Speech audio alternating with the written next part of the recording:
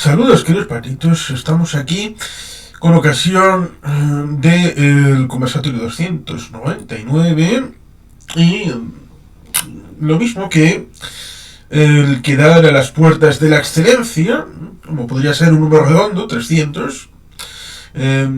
Esta película, Last Action Hero, el último gran héroe, es una película de 1993 que la vamos a recordar, pero que está bastante olvidada, lo cual ciertamente hay que honrar con un homenaje, y ciertamente fue idea tuya, querido amigo Mariano, así que bienvenido una vez más a esta tu casa. Muy buenas tardes, Juan Carlos. Encantado de estar con todos vosotros, Egunon asimismo. Y comentar que sí, que fue una película que, bueno, procedente de ya un director que hemos hablado otras veces, ¿no? De John McTiernan, por La caza del octubre rojo, Jungla de cristal. Ya prácticamente desde que tuvo aquel problema con el caso Pelícano, en 2014, estuve de 2014 a 2019, creo que en la cárcel, por motivos ajenos a su carrera fílmica. Creo que no ha retomado ningún proyecto más. Se le ve como semi-retirado o retirado. De hecho, no sé si incluso se encuentra, no en situación de bancarrota, pero sí de bancarrota técnica. Y sus dos últimas películas, que fueron Basic y el remake de otra gran película, no sé si tienes un conversatorio sobre ella, como es Rollerball, pues fueron absolutos fracasos, ¿no? También El guerrero número 13. Es decir, fin de siglo para este director fue bastante nefasto. Todos dicen que empiezan con esta película. Una película que, como El último gran héroe, Last Action Hero, que pasó por muchos guiones, casting principal, pero que para mí sigue siendo ya, o puedo considerarla, película de culto. Hace muchos recordatorios de películas de buddy movies, de policías, buddy cop movie, perdón, de policías tipo Arma de Tal. También hace parodias, lógicamente, de las estrellas de acción de la época y un largo recordatorio que iremos narrando mientras hagamos este conversatorio, ¿no? Para mí, me reitero, encima coincidió en España con una mala época que puede parecer una tontería, pero fue la huelga general de actores de doblaje de Madrid y Barcelona, año 93, por lo cual El último gran héroe es junto a Jurassic Park, me parece también que Sliver, Acosada, con Sharon Stone y un largo etcétera, tuvieron que ser dobladas en estudios ajenos que no siguieron la huelga, como son los de Santiago de Compostela.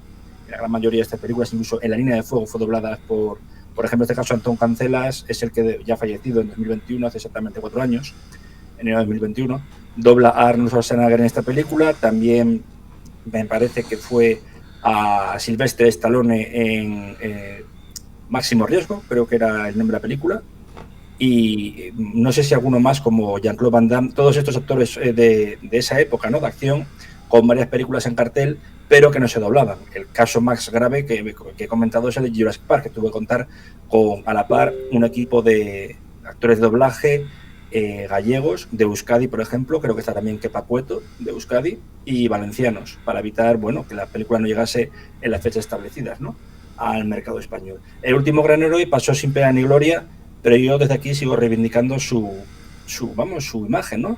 De hecho, tengo el recuerdo de hasta que hubo bastante merchandising que permitió al filme recuperar los ingresos que no pudo lograr en Estados Unidos, desde, digamos, juegos de pinball, como pude ver en, bueno, bares, restaurantes cerca de casa de mis padres, como asimismo videojuegos, figuras de acción, etcétera. No quito eso que fuese no un box office bomb, pero sí un box office disappointment. Como ya he dicho, por un cambio de muchos guionistas, elenco principal, incluso el villano principal, que ya lo comentaré ahora, era otro, hasta que a última hora se retira por un conflicto de intereses con otra película, y de rodajes, un motivo muy triste, ¿no? Porque el villano principal, como es Benedict, con este actor que voy a comentar ahora, pues hubiese quizá dado un giro a la película. Sí, probablemente las historias de la historia, más allá de lo que también comentaremos, como es la propia trama de la película en la doble vertiente, como es Nueva York y Los Ángeles, las dos circunstancias. Al fin y al cabo, no sé si es una película de los 90, con ser el precursor de cine ciertamente que puede ser un poco gamberro, pero autocrítico de alguna manera, como puedan ser esas películas, a pesar de que igual no lo pretendían, como pueda ser La Roca, Con Air, o hasta cierto punto Eraser. Sí. No sé si quiere parecerse en algún momento a Demolition Man, que viene un poquito después. O no sé si es el corolario de manera corpuscular respecto de las películas de los años 80, a semejanza de, por ejemplo, la distancia respecto de géneros y de todo esto, como puede ser un John Ford, cuyo comienzo respecto de las películas del oeste en el ámbito del sonoro y de el color puede ser La Diligencia, 1939, y el cierre, a comienzos de los años 60, es ¿Quién mató a la Liberty Balance? Que es anterior un poquito a Sam Peckinpah con aparentemente el género crepuscular en el western. Se dice habitualmente que lo hace Sam Peckinpah, pero en realidad es el propio John Ford el que hace la apertura y hace el cierre de la época clásica dorada respecto del western. No sé si, como has insinuado, y podemos poner nombres, Arma Letal, ciertamente, Rixie Murtaugh, pero también Super Detective en Hollywood, a pesar de que tenga un grupo adherido al personaje de Alex Foley, de Eddie Murphy, pero el primero, curiosamente, es de Eddie Murphy y Nick Nolte, 48 horas. Límite 48 horas. Ese es el primer producto body movie que luego, en los años 80, creo que la película de Límite 48 horas es del 82, un gran año, por razones que nadie puede imaginar, pero ciertamente esta película tiene esa peculiaridad de que no sabemos si es final de algo, inicio de algo, o si es extemporánea, un Elseworld respecto de lo que es la cinematografía, pero ciertamente, dejando de lado el hecho de que en el Estado español pudiera estrenarse en un momento u otro, parece que iba a estrenarse el día 11 de junio. El mismo día que Jurassic Park, lo cual ciertamente alguien pensó, va a ser que no, mejor no, y la retrasaron al 18 de junio. Vamos, que no fue un genio el que lo hizo. No fue un genio que hizo ese plan de marketing. No, ya ves, a ver, en una época pre-internet, etcétera, desde luego la película tuvo bastante publicidad por televisión, incluso en cintas de vídeo domésticas, de alquiler, quiero decir, la famosa cadena Blockbuster, ¿no? No evitó eso que se estrellase contra un gigante como era Jurassic Park. Jurassic Park ya sabían que era quizá, y la gente no esperaba esto, la apuesta menor de Steven Spielberg para ese año. La apuesta mayor sabemos que era perfectamente, La lista de Schindler, ¿no? Su magna opus, por así decirlo. No has estrellado como ha pasado ahora con, no sé cómo se llama, la nueva película de Francis Ford Coppola que está tratando de Megalópolis, no iba a decir Metrópolis, Megalópolis, que creo que va camino del desastre. Y por el contrario aquí, la apuesta amplia era la de La lista de Schindler, que le costó muchísimo dinero. ¿Cómo recuperar la inversión y que nadie me crucifique por esto? Pues teniendo que hacer una película blockbuster no alimenticia, pero sí para recuperar gastos. Principalmente ha sido Jurassic Park y también producciones de aquel año, como incluso la de, como dije, Barbara Schroeder, no me acuerdo el director del nombre del director que también dirigió Air Force One de La línea de fuego, ¿no? Wolfgang Petersen, sí. También Das Boot, etcétera. Pues produjo esa película y fue un éxito, ¿no? No aquí en España, vuelvo a repetir, por el tema del doblaje, etcétera. Porque se retrasa y un largo, muchos menesteres que no quiero tampoco extenderme. En el caso de El último gran héroe, también incluso lo que hemos dicho de Buddy Cop Movie, el propio Schwarzenegger hace 8 años antes, no es otra más que Red Heat, aquí que se tradujo como Blanco Calor Rojo. Entonces sigue una especie de elenco, de esquema. El principio, que diremos ahora también, pues hace un guiño que con una frase llamada "me quedan 2 días para jubilarme", copiada, ¿no? Literalmente de Arma Letal, pero fue para mí el guión es bastante bueno, muy desarrollado. Encima es de las primeras películas que rompe lo llamado como quinta columna, ¿no? Es decir, toda la gente piensa que la quinta columna o cuarta pared, perdón, o quinta columna, perdón, o cuarta pared, ando yo pensando en el libro de Urquijo que estaba leyendo ayer y que hemos hablado y me temo que hoy lujo, estoy yo guapo. Sí. Pues ligué esos dos conceptos, pero sí lo de cuarta pared, fourth wall, aquí es una de las primeras que lo rompe. No ha sido Deadpool y Wolverine o anteriormente toda la saga Deadpool la que lo hace. Al contrario, ha sido Arnold Schwarzenegger en esta película. Ya anteriormente venía en pequeños trozos, pero tan, digamos, flamboyante como en este caso, no. Cierto, la quinta columna tiene que ver con la ciudad universitaria, 1936, Madrid, que le preguntaron a uno de esos fascistas, bueno, tiene usted 4 columnas que convergen en torno a Madrid, y no, tengo una quinta que está ahí dentro. Y ahí surgió el título este de quinta columna, que yo y demás. Sí. Pero no, no pasa nada, es la historia la que permea a través de tus recuerdos y tus conocimientos, no está mal. Pero ciertamente esta película, según he podido leer en algún lugar, iba a dirigirla a Robert Zemeckis, lo cual ciertamente le habría dado un cariz distinto, porque Robert Zemeckis y las películas que ha dirigido son bastante distintas de las que ha podido dirigir John McTiernan, que venía ciertamente en 1990 en La caza del octubre rojo. En el año 92 hizo Robin Hood por una parte y la de Los últimos días del paraíso, ¿no? Creo que se llama Medicine Man, sí. Medicine Man, sí. En el 92 con el señor Sean Connery. Y en el 93 tiene esta de Last Action Hero, antes de dirigir en el 95 la Jungla de Cristal 3. Por otro lado, Schwarzenegger venía de una cosa como ecléctica, porque después en el 94 protagonizará Junior, pero también en el 94 True Lies, Mentiras Arriesgadas. Unos años antes había compartido con Danny DeVito aquella Los gemelos golpean 2 veces, que es la que como se puso en castellano, pero venía también del año anterior de hacer Terminator 2, en el año 92, con lo cual se van a cumplir 35 años este año de Desafío Total. Sí, también estaba por ahí, con lo cual estaba en un momento. Y dicen que en ese momento de duelo, y en esta película se ve también, entre Stallone y Schwarzenegger, le convenció a través de persona interpuesta de que Schwarzenegger quería hacer la de Alto o Mamá Dispara. Y convenció de, bueno, si esta la quiere hacer Schwarzenegger, hay que hacerla, llamar a la gente, venga, pon pasta, lo que haga falta, soborna a quien sea, hay que hacerla. Y fue un troleo máximo de Schwarzenegger a Stallone. Junto con otra que se llama también Oscar, una de las primeras comedias que hizo el propio Stallone, ¿no? Sí, es cierto, sí, el guión pasó por muchísimos script doctors, perdón, no me sería la palabra, para revisarlo. En un principio... entre ellos, Carrie Fisher. Carrie Fisher, justo, sí, gran amiga de Schwarzenegger, por cierto. Y entre otros incluso por David Carradine, que también se sabe muy poco de su, digamos, de su faceta como escritor, ¿no? Como guionista.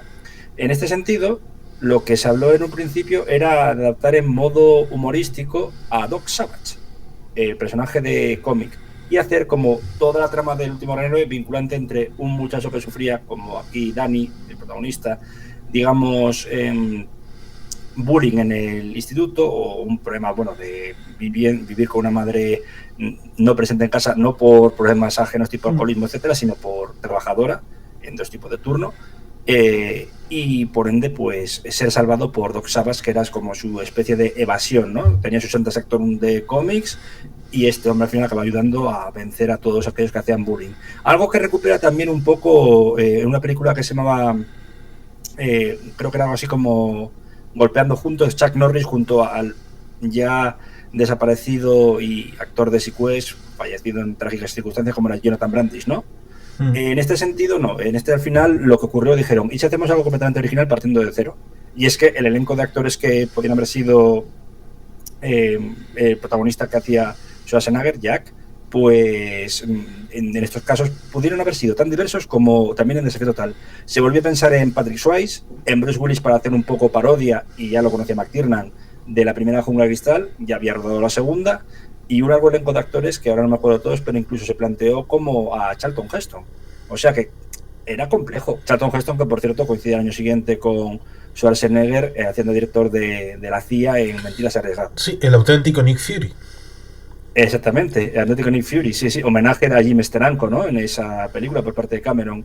En este sentido, Jack Slater tenía múltiples caras y al final se optó por Schwarzenegger. Schwarzenegger decía que ya le habían dejado de lado en varios proyectos, incluido cuando estuvo a punto de ser Robocop. En un principio, el Robocop diseñado por Paul Verhoeven no era Peter Weller, iba a ser Rutger Hauer, su actor fetiche en la época en Holanda, en los Países Bajos. Luego se pensó en Schwarzenegger ya había trabajado con la Orion para Terminator, pero al final la musculatura de este hombre jugó en contra y hacer un traje era virtualmente imposible. Entonces Schwarzenegger aquí ya fue como dijo, perdí un papel que me gustaba como la Robocop, ahora no quiero perder esto. Y a pesar de, repito, de ser un fracaso moderado en taquilla, Schwarzenegger sigue diciendo que es de sus películas favoritas. Sí, me recuerda en cierto sentido la trama a Cloak and Dagger, que tú comentaste alguna vez, y además pues sorprendí evidentemente teniendo un vídeo específico sobre esta película de 1984, con esa situación de esa dualidad de que tiene un héroe idealizado, pero que en la película tiene la misma cara que su padre.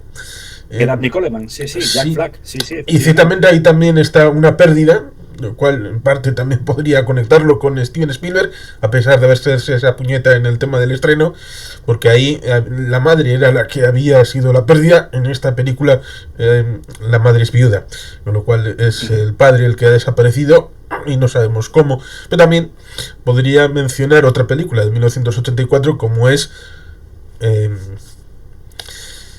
La historia interminable. Interminable, a falta de la madre. En donde también tenemos una historia de evasión del protagonista a través del libro. De la fantasía del libro, efectivamente. Aquí en este caso es pues un chico cinéfilo. Encima vamos a ir haciendo un poco de esquema, ¿no?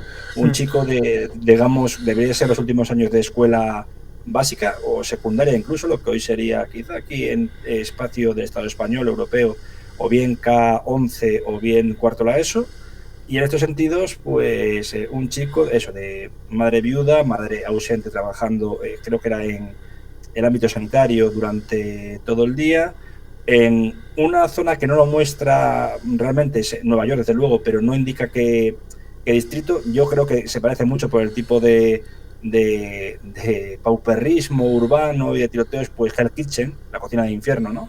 Sí.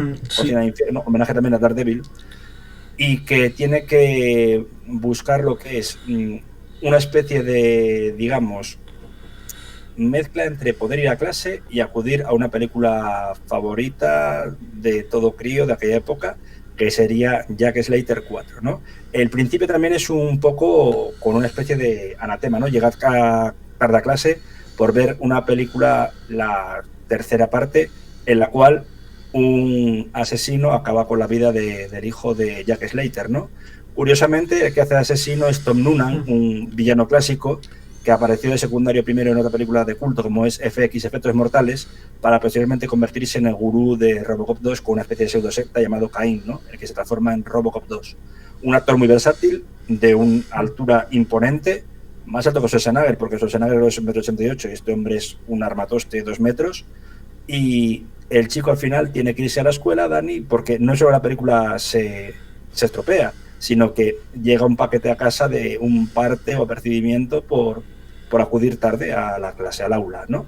En aquellos instantes también hemos de decir que el taquillero o el conductor, el proyeccionista del cine, no es otro más que Robert Prosky, ¿no? El que lo hemos visto hace poco, el, digamos, Herman Monster de Gremlins. Sí, es cierto, es el mismo. Se debió de cansar de estar en esa cadena cuando al terminar le dieron el papel para conducir el telediario. Pues no sé, se debió de cansar y dijo, bueno, al carajo, me voy a Nueva York a ser proyector de cine. en esta resulta ciertamente curioso, porque también se me ocurre así como de manera romántica poder decir que esa situación o bien de la casa o bien del propio cine está en el barrio de Tribeca, porque es el lugar donde nació y creció Robert De Niro, en una zona depauperada, y él mismo tomó la idea a través de, por ejemplo, el Festival de Sundance, de recuperarlo con un festival propio, y ahí en buena medida ha tenido un florecimiento en este siglo. En el año 92-93 Nueva York estaba un poquito mal, ¿eh? Ciertamente a los que hayan ido a la hemeroteca, pues les invito a ello, porque fue el 92-93 cuando fue la campaña de Rudy Giuliani para acceder a la elección a la alcaldía, y en ese momento entró como entró Albiol prácticamente a la alcaldía de Badalona, o algo muy parecido. Mano dura. Sí, con una situación complicada, una votación en cierto sentido extrema, por la situación ciertamente difícil de convivencia que hizo que los ciudadanos de Nueva York tomaran una decisión aparentemente extraordinaria. Casi como si ahora eligieran... han elegido a Donald Trump. Pues algo parecido es lo que pasó en Nueva York. Efectivamente, y no solo eso. En aquellos instantes, con un índice de criminalidad que superaba a los LA Riots, los alzamientos o problemas que hubieron en Los Ángeles, también año 92-93, cuando se apaleó a un hombre afroamericano y eso dio pie a un levantamiento de las minorías. Los Ángeles estaba mal, pero es que recordemos una cosa, incluso ya antes del 11S. Bueno, año 93, por cierto, primer atentado contra las Torres Gemelas por Ramsey Youssef. Mano dura, sí, desde luego, pero sobre todo tráfico de fentanilo en las calles y de drogas, de todo tipo, piáceos.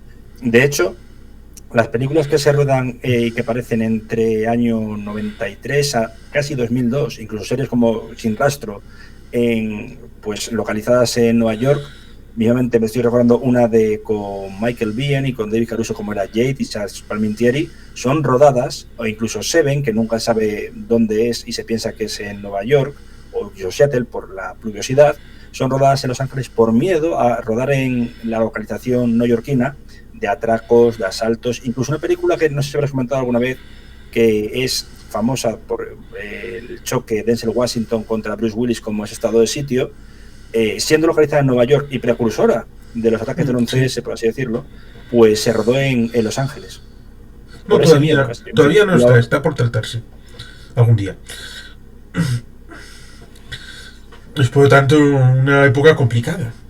Por eso se trata de reflejar algo que traigo a colación, un libro que, como tiene conversatorio, El aprendiz de escritor, que es un libro que en principio tiene la idea de contar una historia de fantasía, pero al final de la misma se corrige a sí misma y piensa: tengo que hacerlo de manera realista, que es algo que el cine tiene esa dualidad. Por lo menos quiero que sea una película realista, o quiero que la fantasía y la evasión sea la que prevalezca.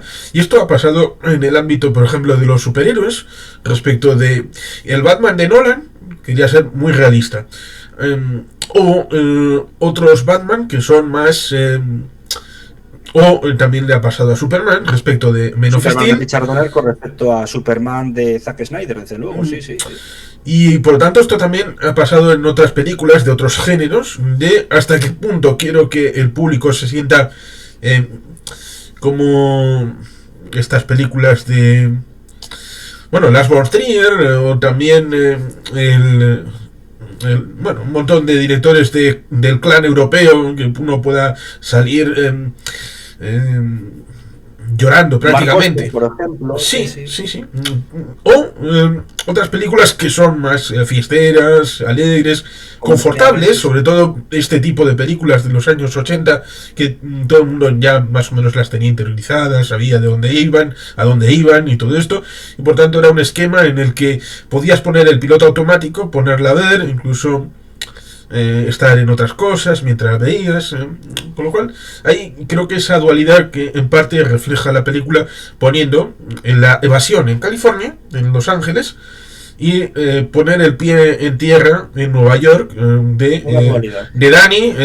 Al fin y al cabo, la vida es ir al trabajo, cuidarte de dónde está la puerta, que el primer ratero está ahí esperando porque solamente abre una vez y ahí ya está para meterle. El tema de, pero ¿qué mierda tienes en casa? Esto es basura, no puedo ni pagar. No dice el qué, porque podemos pensar que es alguien que quiere robar para comprar droga. Exactamente. Eso únicamente se lleva el televisor, si no me equivoco. Sí, que dice, solamente $20 me van a pagar por el televisor. Sí, qué asco. Y un televisor. Sí, sí, ¿qué coño es esta? Sí, y en cambio, pues, el chico ya, cabreado por el parte y señales, pues va al cine a ver no va con ganas de ver la película, solo quiere ver en un principio a lo que es su amigo, el proyeccionista, y que le diga, oye, mira, te voy a hacer un favor, te voy a permitir entrar a ver el preview para la prensa de Jack Slater 4 y mira, te regalo también esta entrada que una mitad me la quedo yo, otra mitad me la quedo bueno, porque entrada física no hay. Y esto me la dio Houdini, ¿no? Decía. Sí, técnicamente no es el pase de prensa, sino que de alguna manera, que no sé si se ha hecho en algún lado, le han dado las latas para que las pruebe, para que la cosa cuando pero resulta ciertamente curioso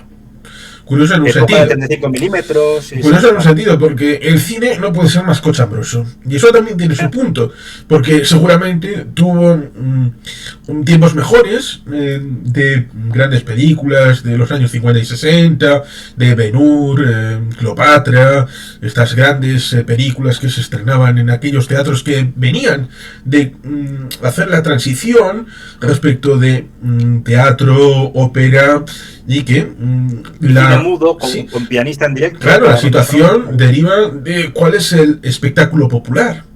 El espectáculo popular, barato para todo el mundo, es el cine.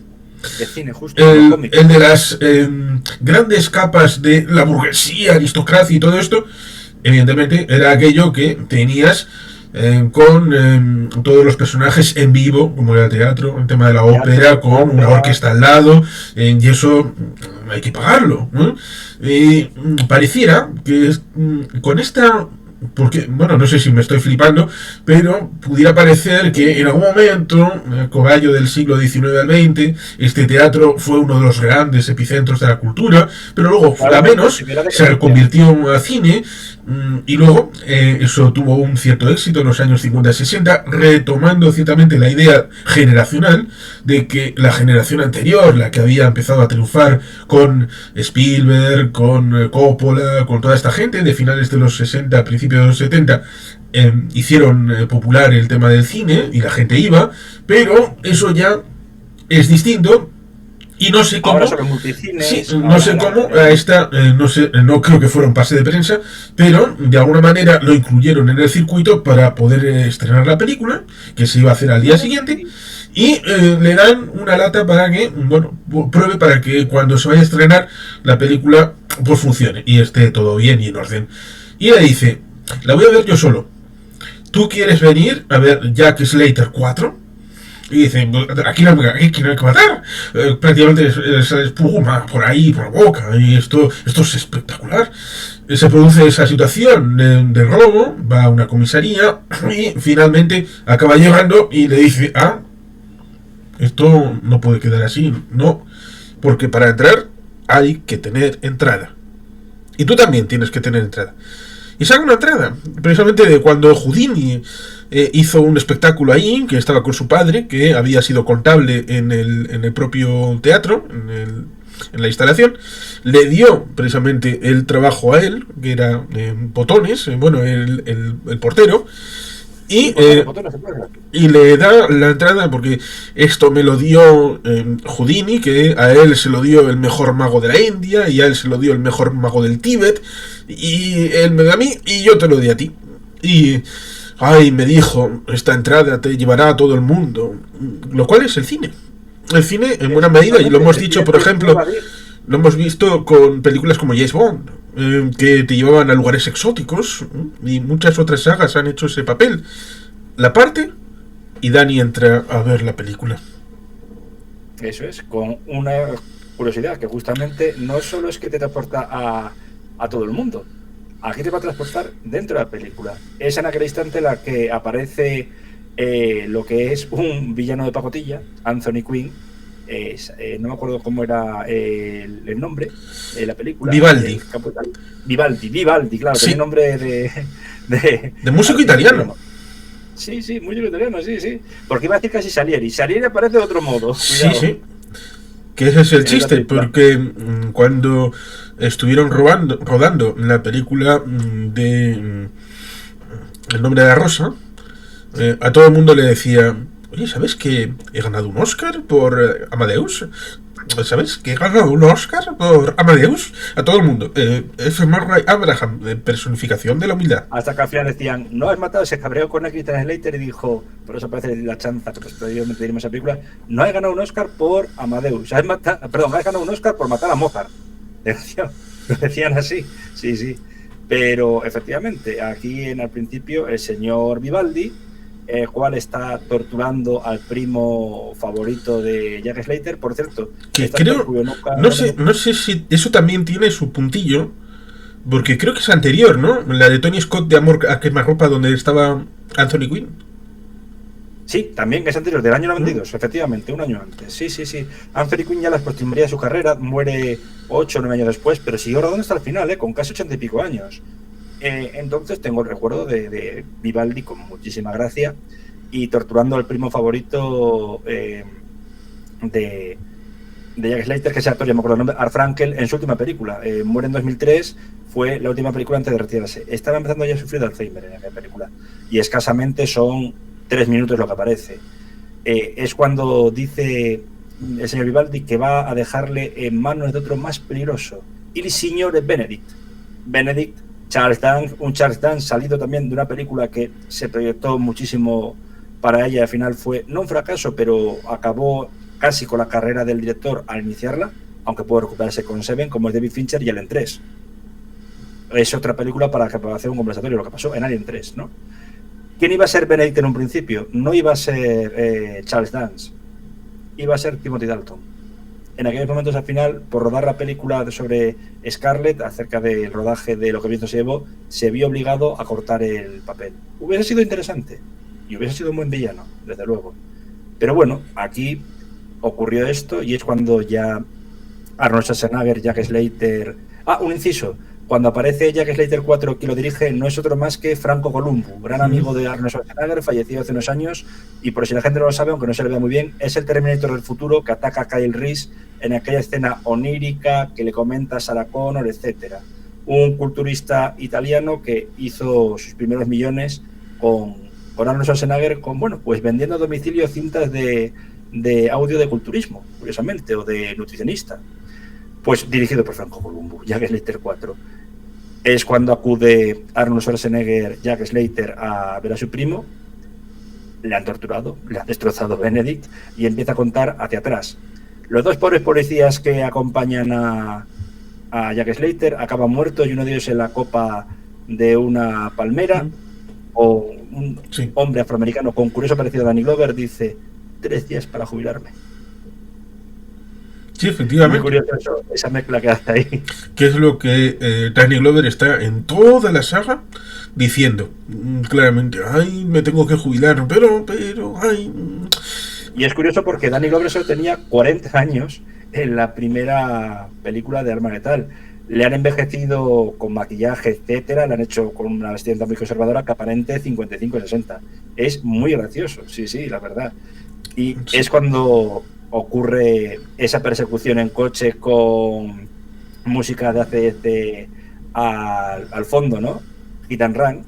Y, por cierto, con muchísimos guiños a villanos de películas de serie B o incluso de Halcón Cristal. No sé si alguien recuerda el instante en el que estalla un camión de helado, se le clava un corneto aquí en la cabeza a un asiático americano. No es otro más que Al Leon, uno de los famosos villanos de Hollywood, desde Golpe a la Pequeña China hasta La Jungla de Cristal, etcétera. Sí, el que se come un crunchy precisamente cuando está abajo amartillando las sí. armas y está justamente Sí.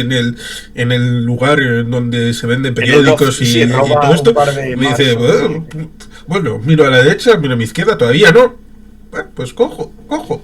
Y con aquel chiste encima de chiste malo de Schwarzenegger que no podía faltar en la película, ¿no? Que es, le he dejado helado, toma galleta. Sí, eso es en la versión doblada. Así. En la inglés, en la estadounidense, perdón, era como algo así como corn in his head, ¿no? O algo así. Sí, algo como, maíz en la cabeza. Pues es gracioso. La verdad que la traducción, si no perfecta, permite algo de Sí, risa. la traducción a veces puede resultar divertida porque cuando en dos momentos trata de hacer chiste con el apellido, porque este muchacho, Arnold Schwarzenegger, fue primero Arnold Strong, en aquella de Sí, Hércules Strong. en Nueva York.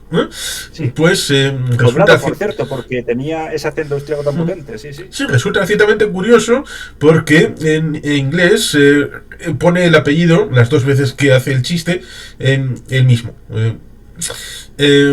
Y cuando se traduce, en el primero, ahora no he perdido el detalle de cómo se decía, pero Gruzenbrauer, una cosa así.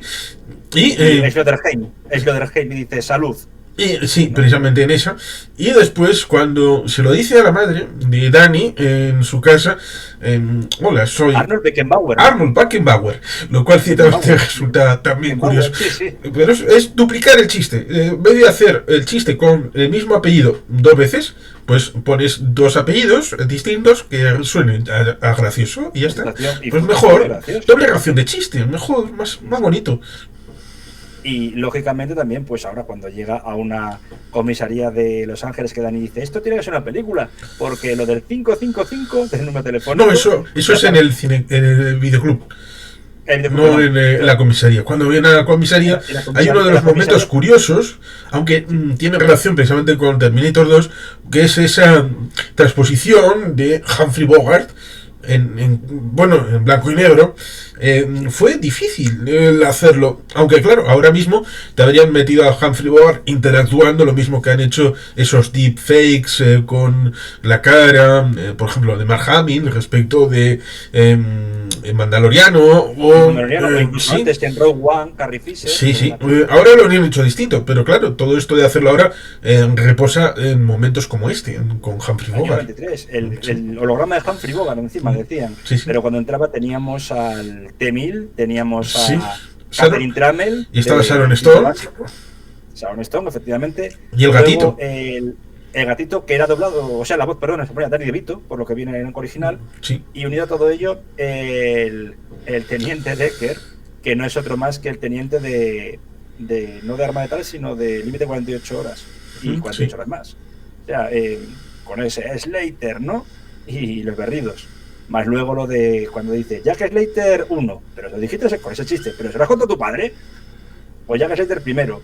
Y fue más luego ya cuando intenta demostrar que está en una película, le lleva a un videoclub y ¿qué película mítica le enseña? En la cual está su principal enemigo, taquilleramente hablando de la época. Te doy el paso, Juan Carlos. Sly, Sylvester Stallone. Lo cual ciertamente resulta curioso desde el momento actual en donde Donald Trump ha enviado a 3 grandes embajadores a esa isla barataria llamada Hollywood, como son Gibson, John Boyd y Sly, ¿no? Justamente, los 3 de Nueva York. Qué curioso, como en esta película, que se van de Nueva York a Los Ángeles, de la realidad, de la de todos los días, la gris, la plomifa, a la brillante de Hollywood, para, en este caso, Donald Trump, para meterles en bridas y meterles ahí en cintura. Porque no puede ser que haya... Eso, no puede ser que esté toda la ciudad con personajes tan bellos como se ven. Y personalmente Dani dice, pero aquí no hay tías normales. No puede ser, esto es vergonzoso. Por lo tanto, esto es una película, no puede ser de otra manera. De hecho... Y es precisamente por eso que le pregunta, ¿cuál es el teléfono de esta tienda? Y se lo da. ¿Y el de tu casa? ¿El tuyo? ¿Cuál es? Y dice, te estás metiendo aquí... Le saca la placa, soy policía, díselo. Y cuando salen le dice, buena táctica, voy a apuntarlo. ¿No te parece muy raro que todos los teléfonos empiecen por 555? Bueno, para eso la vigilancia es cuando se echan las manos a la cabeza. De hecho, Sí, para eso tenemos los prefijos. Eso es lo que se dice en castellano. Claro. Cuando estaba una chica preguntándole acerca de también de lo de Stallone en la película, además, no es otra más que Angie Eberhard, de aquella pareja de Sylvester Stallone, la chica pelirroja. Sí. Lo cual es curioso. Y al final era gracioso también que no deja de tener unos límites de realidad. En aquel instante se los que está en la comisaría y dicen: Slater, te llama tu mujer. Y coge un contestador automático y pone una grabación. Ah, sí, ajá. Sigue contándome. Para luego admitir que, posteriormente, que realmente su mujer se ha casado, está feliz con un nuevo marido tras la pérdida de su hijo. Y asimismo, él lo que hace es que contrata a alguien de una papelería, creo que era, Sí. para que le llamase y le fingiera ser una empleada de una papelería, fingiera ser su esposa, para parecer que tenía vida privada. Con lo cual, había pestes incluso en ese sitio idílico de Los Ángeles, ¿no? Sí, eso es porque cuando haces el rodaje, técnicamente, entre comillas, de lo que está dentro de la película, lo que muestras es la parte brillante. Claro, para dar ese choque respecto de lo que Dani, entre comillas, sabe, de lo que realmente está pasando, hay ese elemento para volver a reconectarle con la realidad de, bueno, incluso tu ídolo tiene dificultades personales que no se ven en la película, pero en realidad tiene consecuencias. Y él mismo lo dice, ¿no? En la casa de la ex, que tiene bastantes conexiones con Arma Letal 2, ¿no? Sí. Estas casas que están ahí en el promontorio. Sino en la otra casa que está al lado de la carretera, muy ruidosa, y además tiene un tipo en el armario, tiene que disparar primero, bueno, siempre está ahí, siempre hay uno ahí. Siempre hay uno aquí, sí. Con lo cual ahí tenemos esa situación en la que tiene la vida consecuencias incluso en la ficción. Divorcios, problemas con la familia.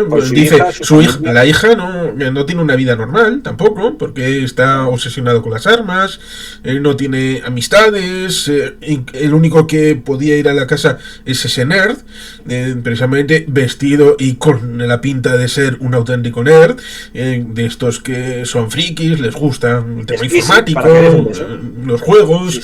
A ese nerd te lo puedes imaginar con Dungeons and Dragons perfectamente. Perdón, ¿cómo? Con Dungeons and Dragons, haciendo un juego de rol también. Sí.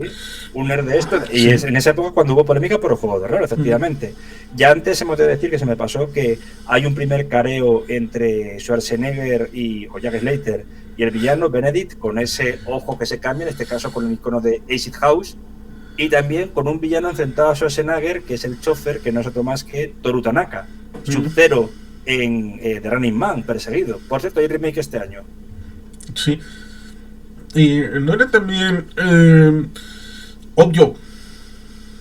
Oddjob, justamente. Oddjob, y junto a ello también aparecía como uno de los matones de la mafia en Black Rain. Fue un actor de bastante longevo en cuanto a interpretaciones. Es que como dijiste Timothy Dalton, pues un poquito más atrás de Timothy Dalton, pues está Goldfinger.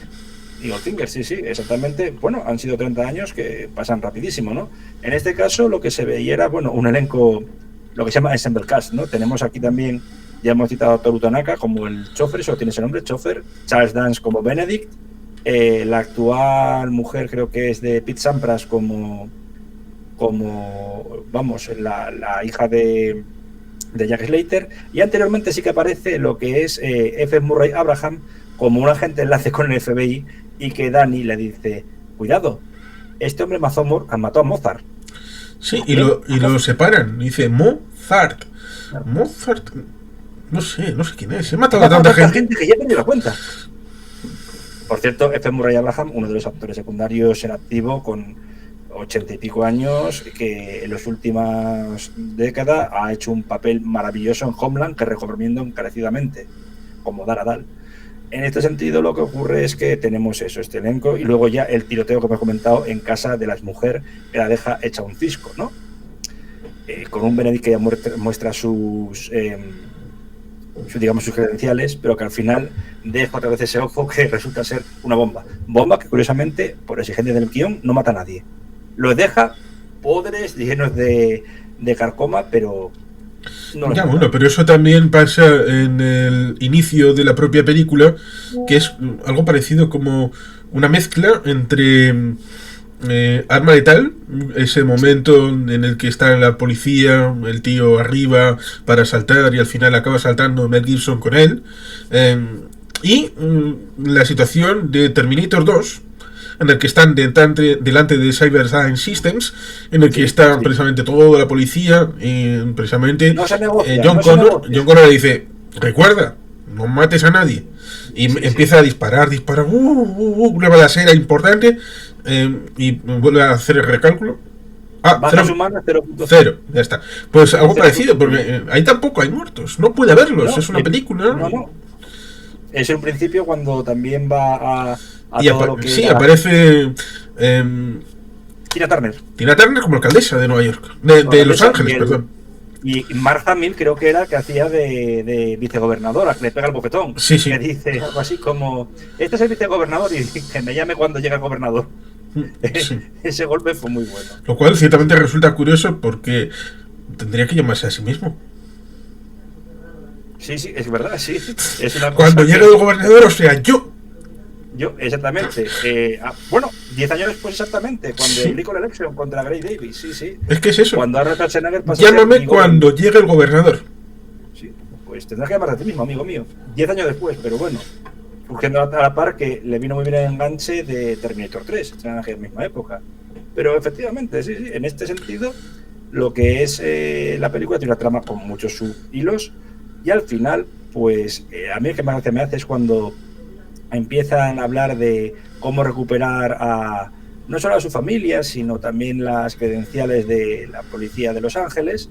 Aquí no es San Ángeles, como debe haber sido, como en Demolition Man, pero dice, tenemos que ir al funeral de un líder de la mafia, Leo el Pedo. Y dice, Leo el Pedo estaba muy gordo, van a cargar de explosivos. Y Danny dice, explosivos, sí, pero ha habido muchas explosiones en esta película. Y dice, joder, con la película, qué pesado con la película. Y pero dice, gas nervioso. ¿Cómo? ¿Gas nervioso? Lo robaron de Burbank hace 2 días unas cuantas latas de gas nervioso. Y ese chiste también que añade que dice, ¿sabes lo que significa, no? Que Leo el Pedo va a soltar gases por última vez. Lo cual ciertamente resulta curioso porque está prefigurando La Roca, que cogen una especie de gas nervioso que se inventaron. Afortunadamente esas bolas no existen, creo yo, ¿no? Nunca se sabe, pero ciertamente hay esta parte de la cosa de... A ver, yo sé cómo funcionan estas películas. Una explosión, no me encaja. Tiene que ser otra cosa. Y él ya hila de todas las posibilidades que podría haber. Sí, qué casualidad, han robado esto hace un par de días. En un almacén, Leo el Pedo va a soltar gases por última vez. Llegan ahí y dicen, ¿y cómo entramos? Y estaba Vivaldi con otro líder de la mafia que resulta ser, no se le ve muy bien porque está muy enfermo y va con gafas de sol, se muere poco después, el chivato de la mafia del Padrino 2. Para ponerlo así como... Y no sé si uno de los guardaespaldas era el actor que... Lou Ferrigno, el actor que hacía del Increíble Hulk cuando se transformaba. Sí, que hay... Debo decir que hicimos Xavier Grandío y yo El Padrino 1 y comenté justamente al final que si querían que hiciéramos El Padrino 2 pues que lo pusieran en comentarios. Y faltó uno más que hubiera dicho... Por favor, haced El Padrino 2. Bueno, de momento pues habrá que esperar a que alguien diga esa requisitoria para nosotros dos o para el que se quiera venir para hacer esa segunda parte del Padrino. Pero sí, resulta ciertamente curioso esa situación en la que son... dos familias, a pesar de que una aparentemente es uninominal a través de Vivaldi y la otra parece ser más una familia en el sentido tradicional de la mafia italiana y todo esto, porque se dice la familia, no son los Tartaglia, pero son otros. Es cuando se le llama también por su nombre, Antonio Vivaldi, porque le dice, señor Fratelli creo que era, que significa amigo, señor Fratelli, espero que no importe que esté aquí. Dice, tonterías Antonio, me honro con la su presencia. Lo cual ciertamente resulta curioso porque Anthony Quinn es Antonio Reina en el nombre original, que literalmente se lo tradujeron, no como otros actores. Sí, efectivamente. Bueno, también hubo casos como el de el señor Ramón Esteve convertido en Martin Sheen, por poner otro ejemplo. Aunque últimamente su hijo ahora utiliza en vez de Charlie Sheen, Carlos Irwin Estevez. Curiosamente. Pero sí, aquí en esta película encima, pues este elenco es Ensemble Cast, y el instante en el que intenta pues librarse del gas nervioso dentro del cuerpo del pobre infortunado Leolpedo, dice, ¡buah! Este hombre era una gran persona, con una flatulencia espectacular. Consigue echar con ese improperio a varios y en vez de decir algo así como ¡socorro, estoy vivo! ¡Hágame caso! Eso lo hace Arnold cuando se... Sí, cuando se acerca. Este hombre está vivo. Y luego dice, un médico, lo va cargando hasta que dice uno, yo soy médico, examine la barbilla, le da un golpe con Leolpedo. Y ya es cuando hasta la abuela que está en silla de ruedas sacan todos, digamos, armas. Parece tirar partido a Leolpedo, pero queda enganchado a una grúa. Sí, porque ya le ha dicho antes a Dani, esa grúa ponla arriba en 2 minutos. Y dice, pero yo no tengo ni idea de todo esto. Bueno, pues va. Es una peli, ¿no? Y es que es listísimo. Va blandiendo un arma diciendo, por favor, ayúdenme. ¿Qué va a conseguir? Que la gente escape.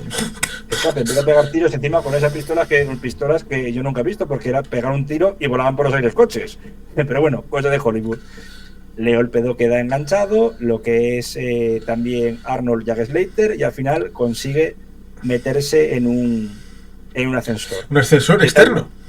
Externo, sí, de los más de que en aquella época se pusieron de moda bastante en todo tipo de hoteles. Sí, porque veremos un hotel externo, un hotel con ascensor externo en True Lies al año siguiente, precisamente con Schwarzenegger. La escena del caballo, etcétera, sí.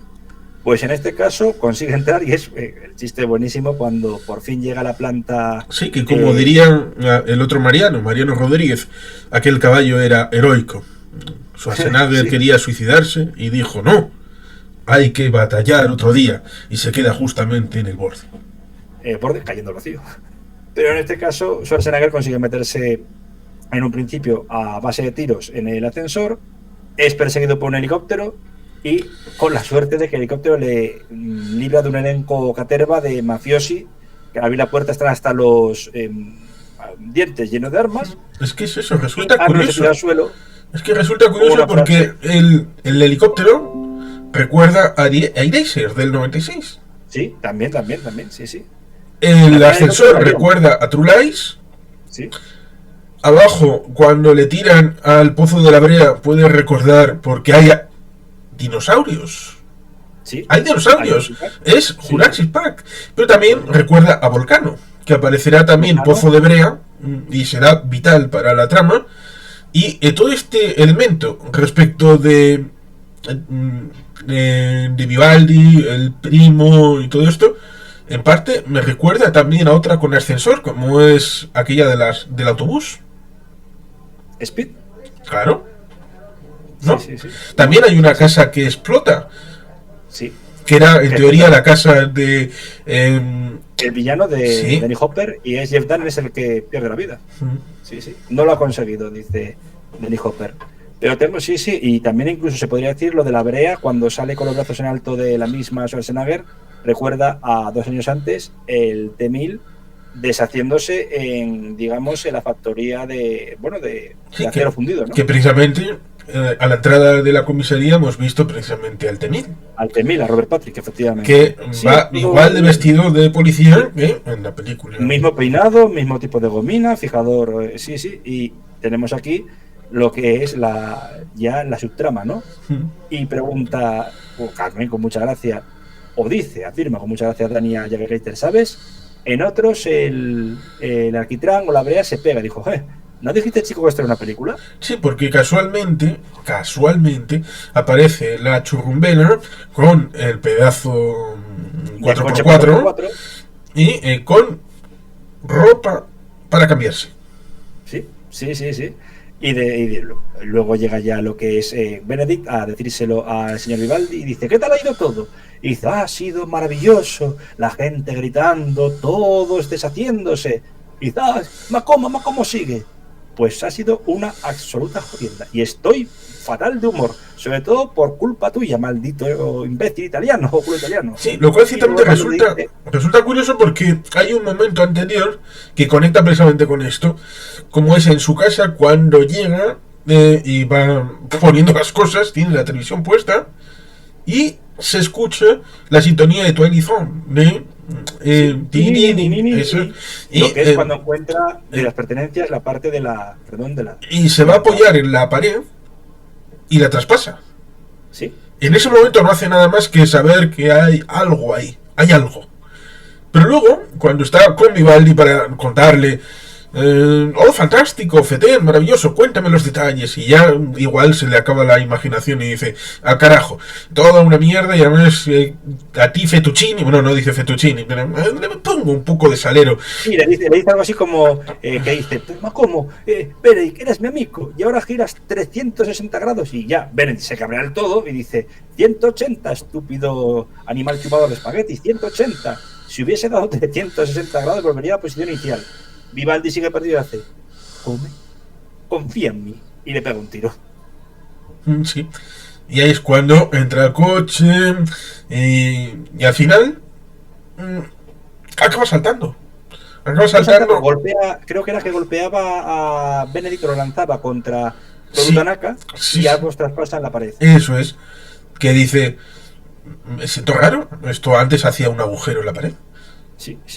Y es cuando dice Dani, vamos a irnos a mi mundo. Vale. Para salir a su mundo, Benedict y el chofer roban un taxi y Jack dice, bueno, prepárate para esa explosión, muchacho. Pega 3 tiros y lo que hace son 3 arañazos malamente al taxi. Un taxi cab de estos de toda la vida de ahí de Nueva York. Sí, los amarillos. Los amarillos, que al final se acaban enfrentando y pensando que se ha matado en un choque de coches Jack contra Benedict, el que ha muerto es Toru Tanaka, y dice, esto ya no es una película, y dice, da igual, coche, creo que era un Plymouth con airbag del año 93, taxi, año 70, no compares. Sí, ahí estaba siendo racional. Sí, de lo poco racional. Sí. Pero el otro ha vuelto a utilizar de alguna manera aunque resulta curioso porque en teoría era para entrar y salir de películas, pero claro, como estamos viendo nosotros también una película. Sí. Era curioso y aparte como era lo que decía, había un pequeño monólogo que decía, si ese cagón de Danny Madigan puede pasar de una dimensión a otra, yo también puedo pasar de una dimensión a otra, robar lo que quiera, ser un villano, imposible de atrapar. Y dice, si Dios fuera un hombre, sería yo. Si Dios fuese un villano, sería yo. Por parte de Benedict, claro está. Sí. Y es cuando luego ya Dani, viendo cómo está el patio y buscando pues la entrada, dice, vamos a mi casa, conoces a mi madre. Y es cuando aparece Herbert Beckenbauer. Sí. Le intentan convencer de que ha estado en la comisaría porque guiño es policía de Los Ángeles. Ahí está el asunto con nuestro John McClane, que en la primera es policía de Nueva York que va a Los Ángeles, en la segunda es policía de Los Ángeles que va a Nueva York, con lo cual ahí está el asunto, Nueva York, Los Ángeles, Nueva York, y de costa a costa. Y mientras está sucediendo eso, acaban escuchando a Mozart, el que mató no recuerdo cuál era el nombre. Era no recuerdo el nombre. Era Parker. No, era Prestaza o era algo del chiste que contaban respecto de qué te hace falta para no sé qué, pero bueno, era pues le dice eso. Sí, el nombre del agente que interpreta a F. Murray Abraham le dice, oye, este es el que fue asesinado por y trata de, sería mucho más largo de explicártelo y dice directamente, sí, justo, es eso mismo. Sí, tal cual. Al final es porque le dice, porque es una cosa que en principio a los espectadores de la película pues igual le resulta ocioso, que rompe el ritmo, pero le dice, por primera vez he hablado con una mujer. El personaje de Jack Slater, al que se le presupone que es mujeriego, que es un héroe de acción, que lo sabe todo y todo, por tanto, la primera vez que ha tenido una relación de diálogo con una mujer fuera de cualquier cosa que tenga que ver con lo policial, una relación sincera. Habéis estado hablando toda la noche. ¿Por qué no me dijiste que no tenías amigos?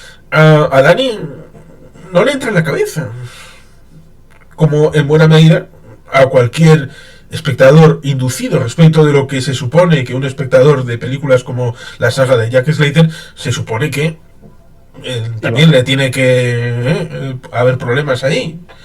Sí. Se le funde la neurona, efectivamente. Y al final lo que optan es por ir al día siguiente a por la entrada y ver a. Pero es que de mientras se suben al Empire State. Eso es. Y le dice, ¿vas a verles desde aquí arriba? Eso es buenísimo. Pero aparte de todo ello, pues mientras tanto Benedict hace maldades de cualquier tipo. Ha perdido a su lugarteniente, suele pasar, eso es cierto, o a su ayudante. Y se dirige a una calle tranquila de Nueva York. Digo tranquila eufemísticamente. Sí, porque ahí dije antes Batman, podría ser Gotham. Gotham es Nueva York, todo el mundo lo sabe. Y es delante de un teatro, de un cine. Y sucede un asesinato por unas playeras, por unos zapatos. Sí, y él flipa porque los crímenes en el mundo de su película tienen alguna razón, es por algo trascendente.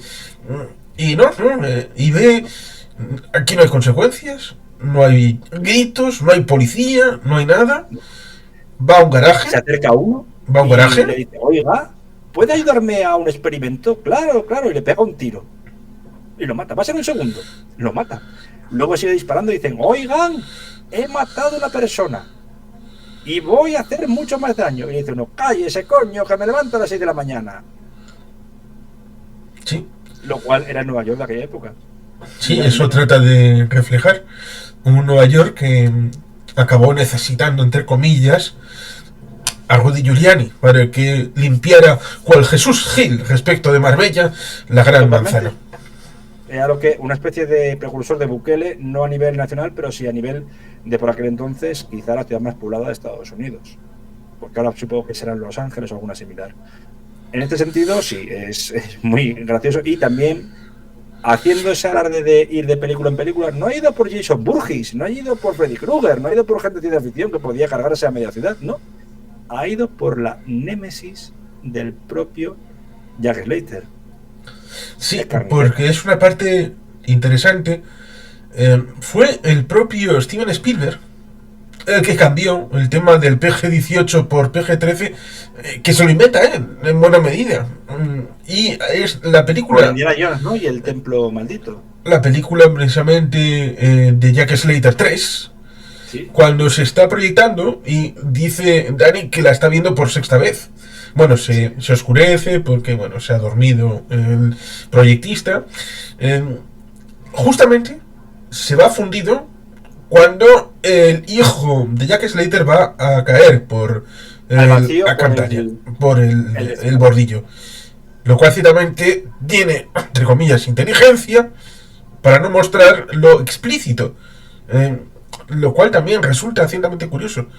En buena medida, para el PG-13 o para el PG-18, la sangre no molesta.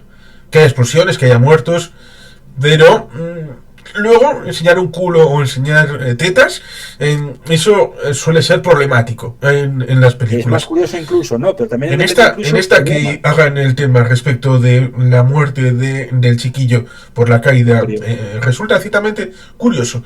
Tal vez pensando que no era bueno ponerlo explícitamente al inicio de la película. Sobre todo teniendo en cuenta de que luego tenemos el revival respecto de lo que sucede al final de la propia película.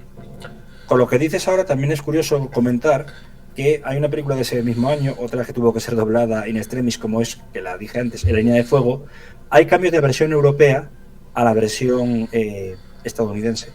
En la versión estadounidense, se revela que creo que es John Malkovich, sí, es un sociópata ex agente de la CIA en Vietnam, quiere matar al presidente y opta por ser, lo primero y fundamental, un animal en toda regla, lo segundo, maestro del disfraz.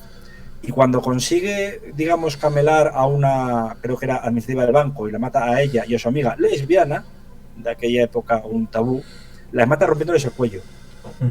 Pero no se ve en la versión estadounidense, se ve que la golpea y que hace como así, pero no se ve sus manos rompiendo el cuello explícitamente como ocurre en la versión europea. Otro caso también que podría comentarse es el de otra de Schwarzenegger, para coger no ya la PG-13, sino PG-18 o RR, Restricted, ¿no? En vez de la NC-17 de la época. En aquella época incluso podían poner titulación X, no por contenido pornográfico, sino por violento. Y es la de Comando, cuando corta el brazo a uno de los soldados de Darius.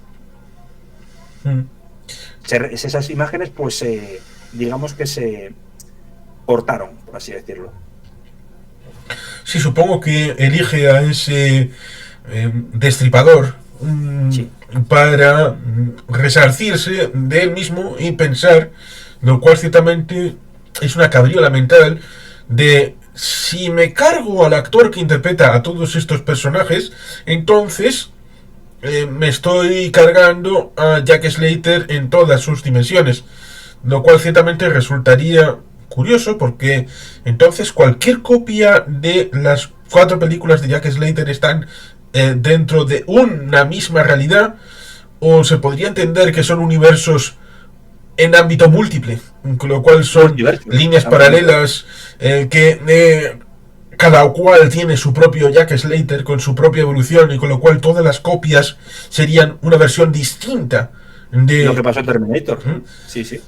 Por lo tanto, si asesinara al actor, entonces se podría ir a cualquier copia existente a sacar a Jack Slater o a cualquiera de los demás personajes.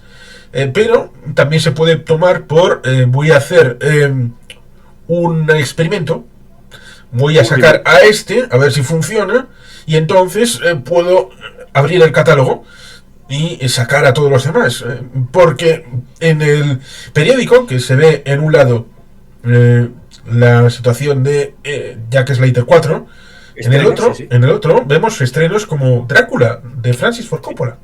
Eso es año 92. Entre otras cosas. Vemos también películas de la época que están bien en el cine, bien Máximo Riesgo, por ejemplo. Sí, también vemos en los periódicos y en el videoclub. También había películas de estreno, entre comillas, de ese mismo año. Efectivamente, sí, totalmente. Es como una especie de multiverso, saga multiverso tan famosa ahora, ¿no? Sí, es eso. Resulta curioso porque la película tuvo suficiente enganche para tener cameos de mucha gente, pero luego el público no... Dicen que hubo una campaña de hate profundo justamente en el momento del estreno. No sé si sabes algo de eso. Yo recuerdo por aquella época que hubo bastantes problemas, pues, con Instinto Básico por supuestamente atacar a la comunidad LGTB. El último gran héroe no me suena, desgraciadamente no me suena. Es eso, creo haber leído que hubo una perspectiva negativa, sobre todo en esos pases previos de prueba, y que empezó a generar una dinámica de odio respecto del producto, y que acabó arrastrando la propia película. Sí, pues, en Estados Unidos. Ya te digo, hubo un merchandising muy amplio. Estamos hablando de año 92. Es el primer juego que tiene continuidad para las nuevas consolas de 16 bits de aquella época, vamos, la panacea para cualquier niño, ¿no? Que serían la Sega Genesis Mega Drive en Europa, la Famicom en Japón, en Europa y Estados Unidos la Super Nintendo, ¿no? El cartucho tuvo una de las ventas más amplias, incluso para PC, para incluso ordenadores que en aquella época estaban a punto de extinguirse, como era el Amiga. Pero todo, incluso ese merchandising, figuras incluidas, no impidieron que la película fuese un fracaso. Es muy similar, sin llegar al nivel que tuvo esto sí que fue un box office bomb, del reboot de Los Cuatro Fantásticos en el año 2015. Campañas por internet virales, merchandising de juegos. Es que costó $180 millones y recaudó básicamente 215. Y no son 30 millones o 35 millones de diferencia, es 35 millones de dólares más luego todo lo invertido en campaña de publicidad. O sea, las pérdidas alcanzaron casi 190 millones de dólares. Sí, claro, el problema de el reboot de Cuatro Fantásticos de 2015, aparte del guión, tiene bastante que ver con una antorcha humana afroamericana. Eso no hay ningún fan de los cómics que te lo vaya a comprar. No. Se intentó con Nick Fury, pero aquí era distinto completamente. Encima hablamos de un reboot. Hablamos encima, por ejemplo, que a Sue Storm la ponen como hija adoptiva del Doctor Storm, vale, muy bien, pero que venía de Kosovo o de Albania, me parece que era, cosas muy raras. Entonces, en ese sentido, hay un fracaso, pues este de 2015. El del último gran héroe fue básicamente mala publicidad, y también mucha gente estaba atacando al propio John McTiernan desde un fracaso posterior al de Robin Hood, que es entre Robin Hood y justamente el último gran héroe, como es Medicine Man, Los últimos días del Edén. Muy criticada, atacada por la crítica. No sé si incluso estuvo nominada al Razzie, pero no ganó ninguno. Pero sí empezó a lastrar la imagen de McTiernan. Sobre todo y ante todo porque tanto en el caso de Medicine Man como Last Action Hero o El último gran héroe, no tuvo completamente la libertad para poder inmiscuirse en lo que era la sala de edición. Entonces fue un problema. Efectos visuales sí, desde luego, porque encima eran demasiado avanzados para aquella época, algunos de ellos, pero en el caso de edición, de cambios de guión, revisión de los contenidos, no se le permitía. Algo que otra gente como David Lynch no solo no permitía, sino que si le decían que se metían en sus narices, se iba del rodaje. Así fue, por ejemplo, cuando el fracaso de Dune. Sí. Que en paz descanse, ciertamente. Fumaba demasiado, así que ya sabéis, queridos amigos, no fuméis, eso es malo. En el final de la película, ciertamente, tenemos ese estreno de Jack Slater 4 con el pase con un Jean-Claude Van Damme, Belushi también está por ahí. Belushi también, Little Richard me parece que aparecía. Sí, también. Y esa duda de hacia arriba o hacia abajo. Y evidentemente Jack Slater tiene que elegir uno y Danny dice: voy al otro lado. La situación respecto de precisamente el destripador, que entra el auténtico, y el actor luego entra Tom Brunan. Sí, ciertamente, pero al que ve la gente es al primero.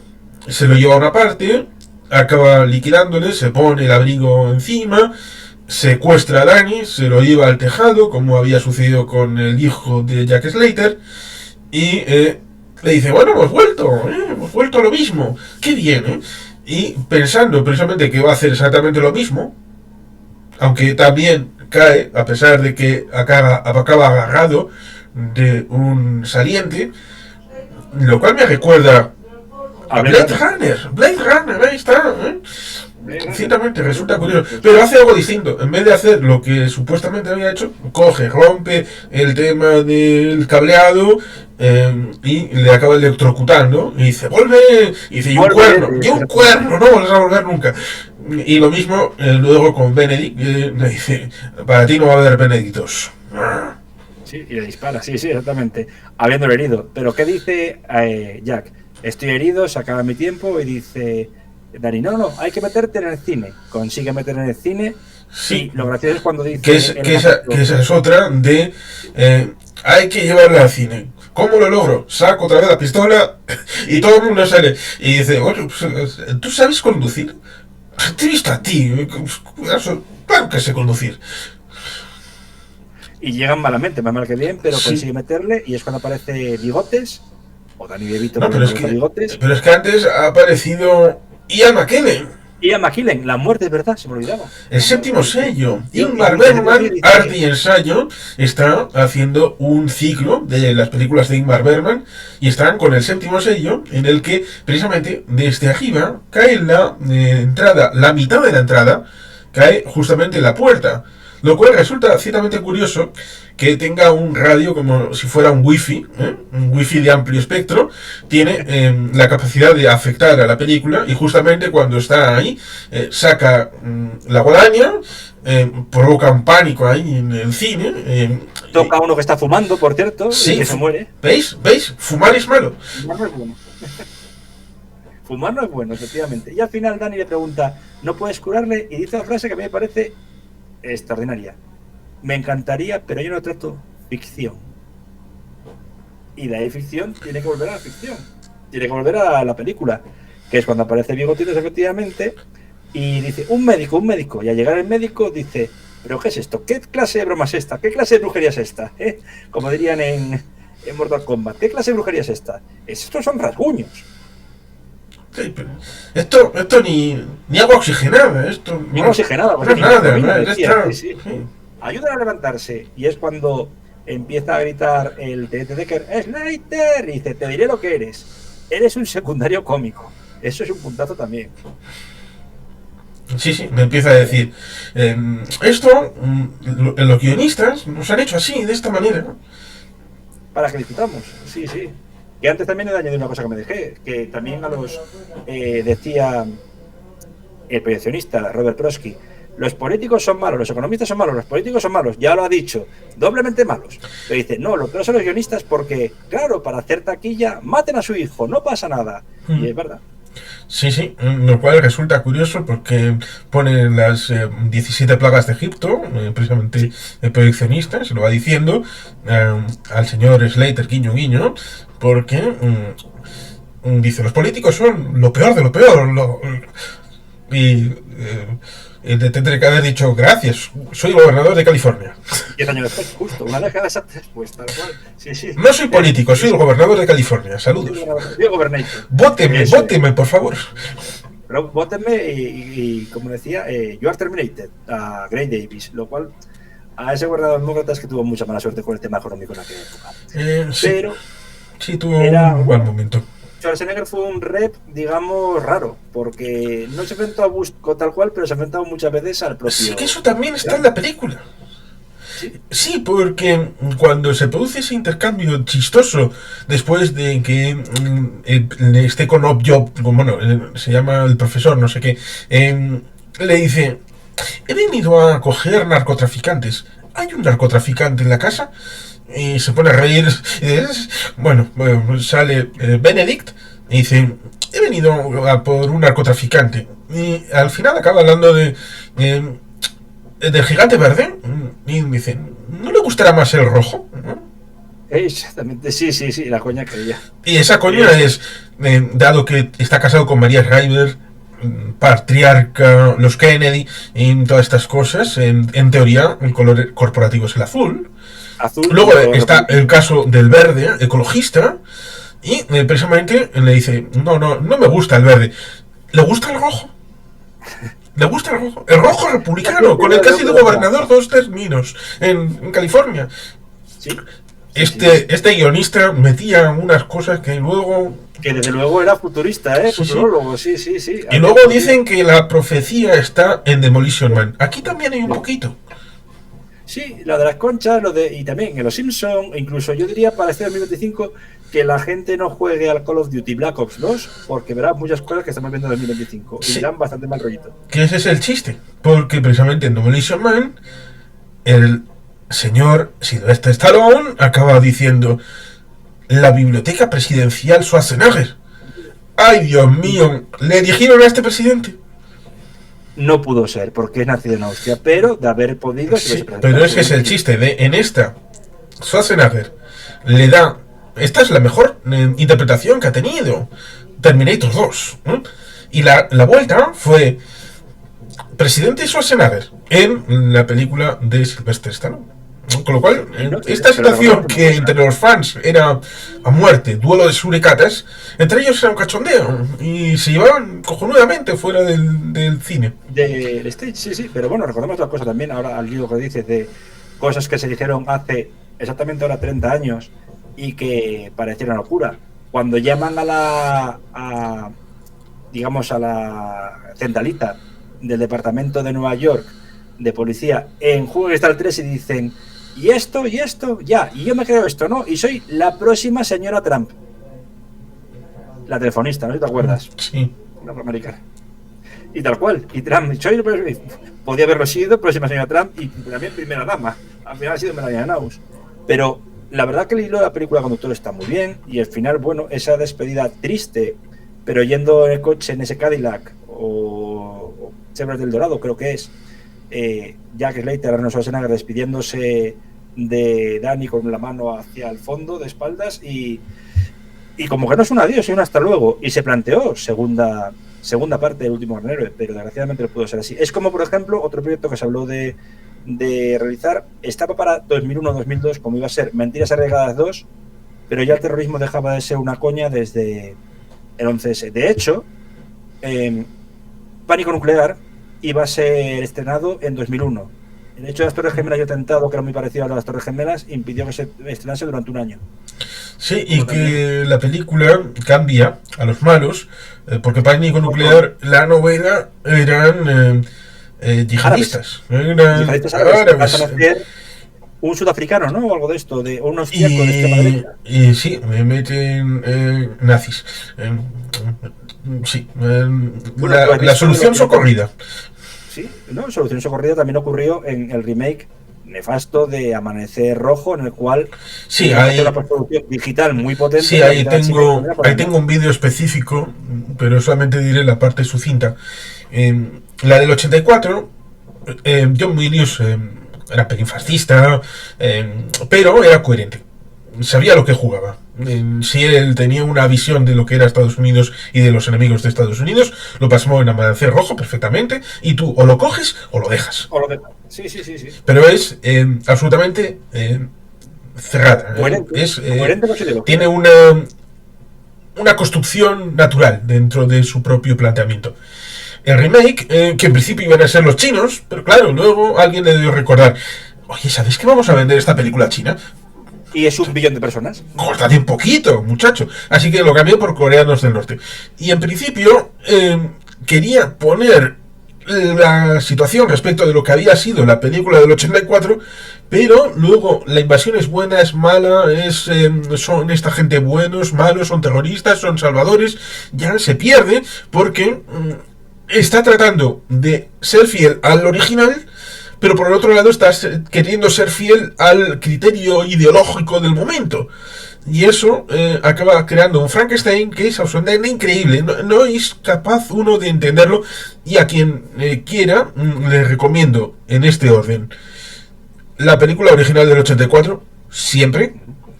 Del 2010, una película australiana, Mañana cuando la guerra empiece, que es una película bien bonita, porque es coherente, es algo parecido pero con otros ingredientes. Y coger la de 2012 y tirarla a la basura. Y al desagüe de la inmundicia. Sí. Porque lo que uno puede pedir a unas películas es que uno sea sincero, que sea coherente, que el planeamiento no quiera llevárselo a vamos a agradar a cuantas más personas mejor. No, porque ahí estás jodiendo la película. Que resulta curioso, porque cuando me recuerda a E.T.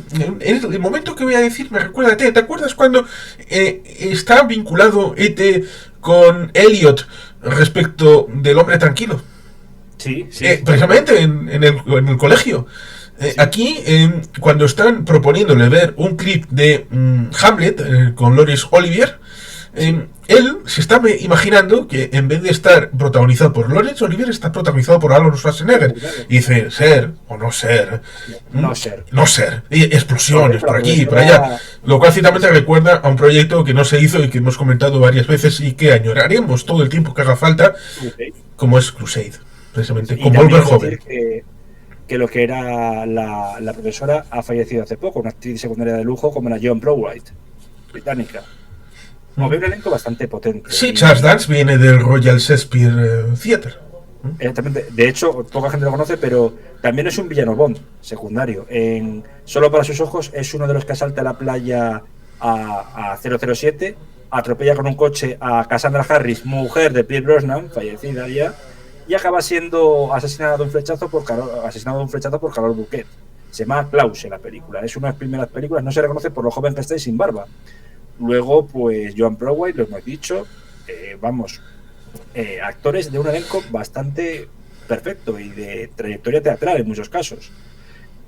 John McTiernan aquí pues empieza su declive. Tiene un momento posteriormente de lujo con lo que son dos grandes producciones como La Jungla de Cristal 3 y añadido a ello, ¿cómo se llama esta otra? El remake del Secreto de Thomas Crown, pero por medio tiene pues Sí. ya lo que es la producción de Soldado Universal 2 que produjo, la del Retorno, pero no dirigió, porque es Mick Harris el que la rueda.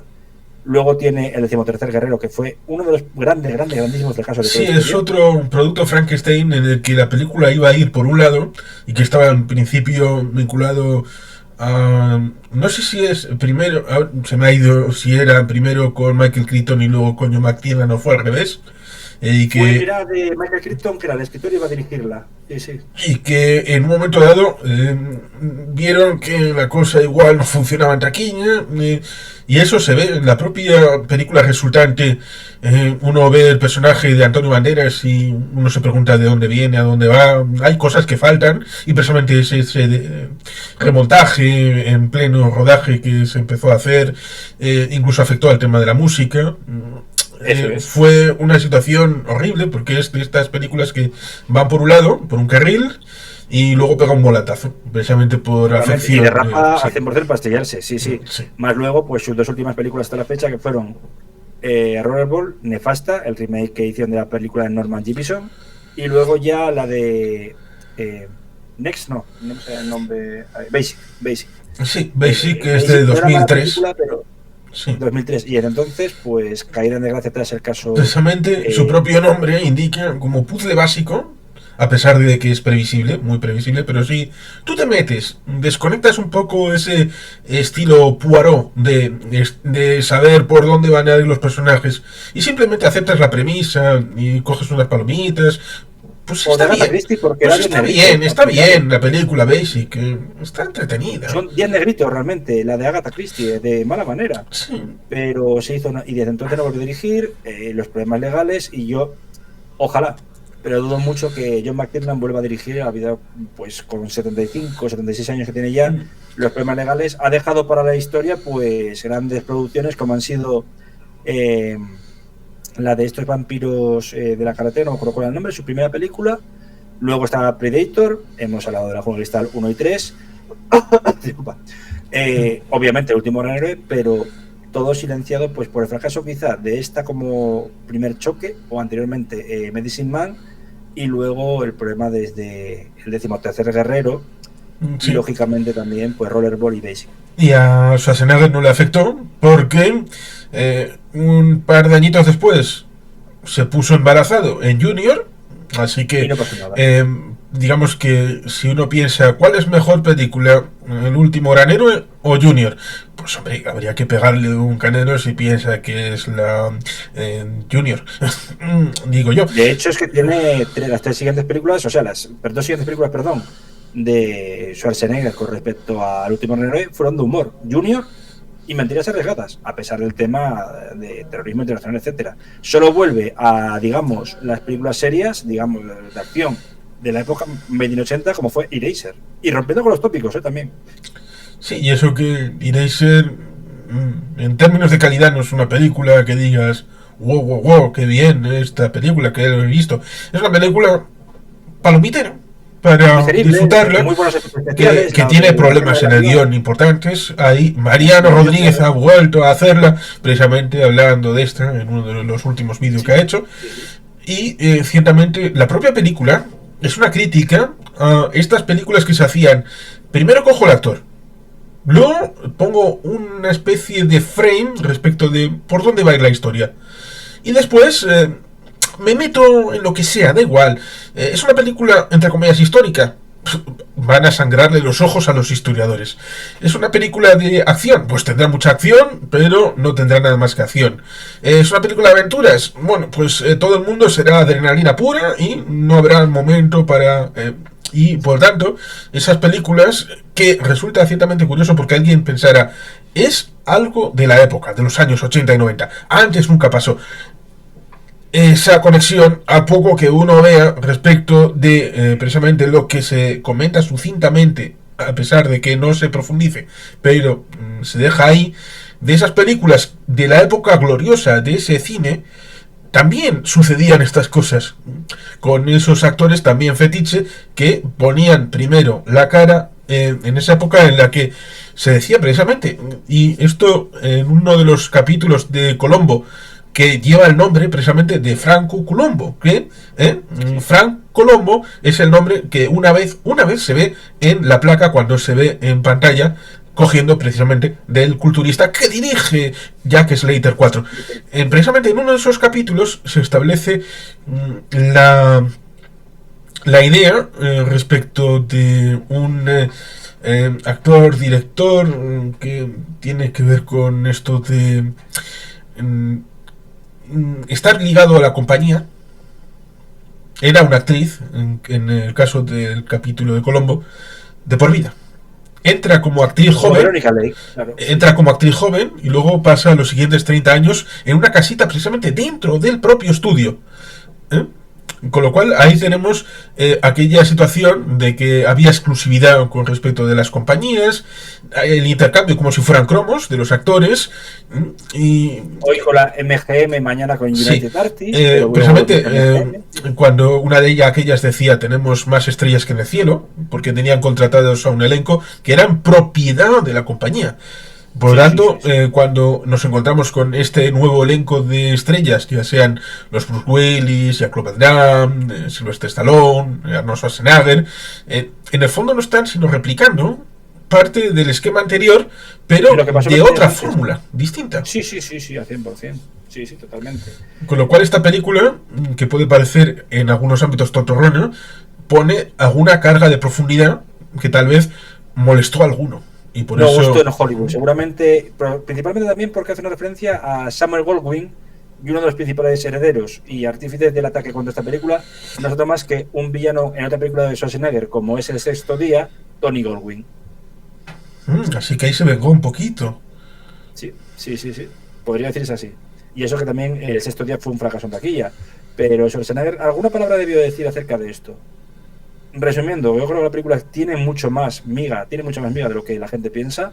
Es muy recomendable, se puede conseguir en cualquier suscripción tipo Amazon Prime, Netflix o incluso en Amazon Prime está, por lo menos por ahora. Amazon Prime está también, si no incluso digamos en plataformas, me parece, canales de televisión. Hace poco en Factoría de Ficción la pasaron, también en Neos, con lo cual digamos que va rotando por algo, y ese algo es que es una película muy entretenida y que a mí me pareció, dentro de la filmografía de Schwarzenegger, de tiros, tripas y demás, de las más llevaderas. Pues sí, ciertamente tiene conexiones con otras películas, tiene un fondo, tiene un guión bien trabajado, aunque no lo parezca, y quizá ese es el problema de muchas producciones de ahora, pero que no es novedad, el hecho de que ponen todos los elementos, que es el exoesqueleto, o dicho en términos marxistas, la superestructura, y no les importa tanto la infraestructura, y la infraestructura es el guión, la historia que te quieren contar, qué es lo que quieres transmitir con la historia. Y eso es un problema que aquí afortunadamente no sucede, aunque hayan querido amalgamarla con esas otras películas que sí tienen problemas de guión. Efectivamente. Pues solamente queda recomendar a la gente que se acerque a verla, que la comente, la critique, porque para eso están las películas, pero tampoco sobrevalorarla. Esto no es una película de Orson Welles, es una película de John McTiernan con Arnold Schwarzenegger, pero tampoco infravalorarla. Y disfrutarla, es muy importante. Disfrutable. Con lo cual solamente se puede decir que pues espero que hayamos hecho una buena valoración, los que hayan llegado hasta aquí, pues agradecerles, agradecer que hayas estado en este encuentro, en una película que recomendaste tú, y bueno, pues